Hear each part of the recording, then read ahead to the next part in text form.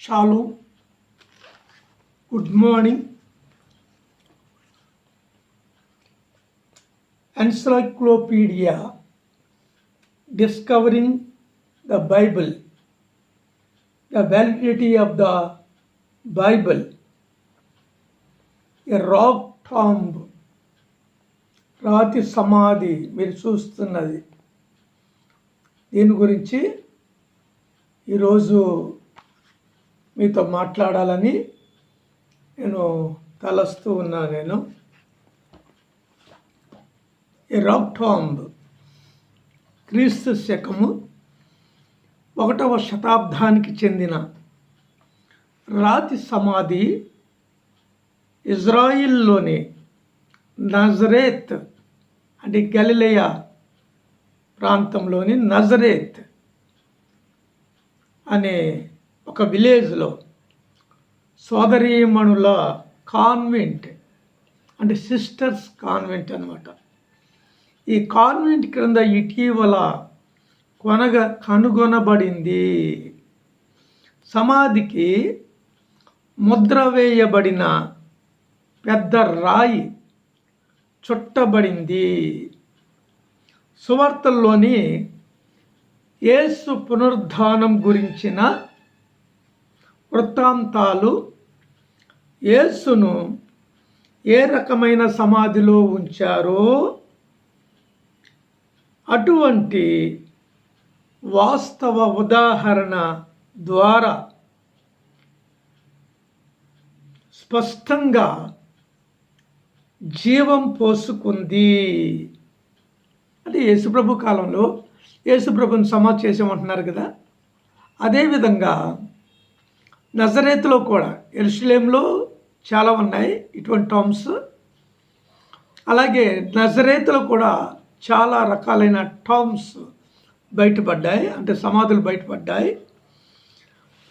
ఈ సమాధి గురించి ఏం చెప్తున్నారంటే యేసుప్రభు కాలంలో ఏ విధంగా అయితే యేసుప్రభుని సమాధి చేసిన సమాధి గురించి చెప్తా ఉన్నారో బైబిల్ పండితులు, అదేవిధంగా మన ఈ మధ్య జరిగిన త్రవ్వకాలలో ఆర్కియలాజికల్ సర్వే ఆఫ్ ఇజ్రాయిల్ వాళ్ళు జరిపిన త్రవ్వకాలలో, అంటే ఇంగ్లాండ్ ఇజ్రాయిల్ కలిసి త్రవ్వకాలు జరుపుతూ ఉన్నాయి. ఈ త్రవ్వకాల్లో బయటపడ్డ ఈ రాతి సమాధి, ఈ సమాధి గురించే చెప్తా ఉన్నారు. యేసుప్రభు కాలంలో సమాధులు అటువంటివి ఉన్నాయి. అలాగే మొదటి శతాబ్దంలో ఉన్న సమాధులు త్రవ్వకాలలో బయటపడుతూ ఉన్నాయి. ఇవన్నీ బైబిల్ ఆర్కియలాజికల్ ఎవిడెన్సెస్.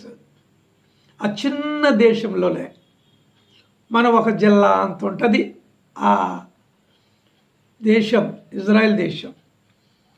అయితే ఇంత అఖండ భారత్లో రాముడి సమాధి కానీ, శివుడి సమాధి కానీ,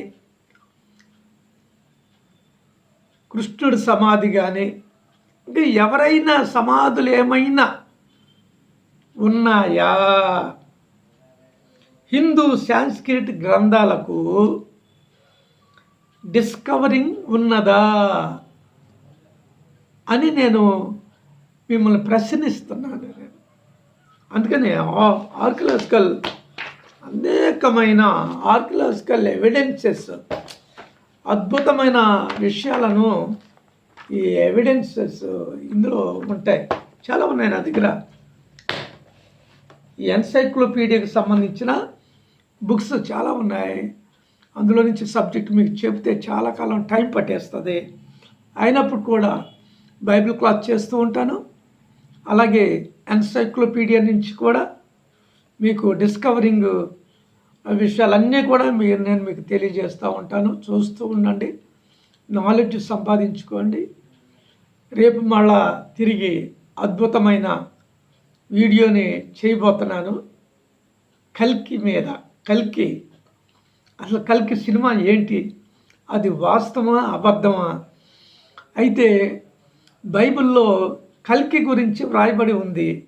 దాని మీద సమరైడ్ అనే ఒక పుస్తకం రాశాను. అందులో కల్కి గురించి వీరభోగ వసంతరాయలు వారు ఆయన గురించి, అంటే యుగాంతంలో నేను వస్తాను అని బ్రహ్మం గారు ఒక వ్యక్తి గురించి చెప్పారు.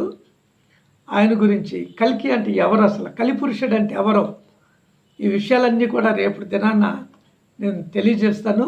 సినిమాలో ఉంటున్న ఎవిడెన్సెస్, చాలా విషయాలు, బైబిల్కి సంబంధించిన విషయాలు, మహాభారతాన్ని ఎందుకు అక్కడ మెన్షన్ చేశాడు, అది వాస్తవా అబద్ధమా అనే విషయాలన్నీ కూడా రేపు నేను చెప్పుకొస్తాను. చూస్తూ ఉండండి, సబ్స్క్రైబ్ చేయండి, లైక్ చేయండి, షేర్ చేయండి. మీ స్నేహితులకి, బంధువులకి, కొలీగ్స్కి రబీ టుడే ప్రొఫెసర్ కైలా డానియల్ అనే ఈ ఛానల్ని పరిచయం చేయండి. షలోం.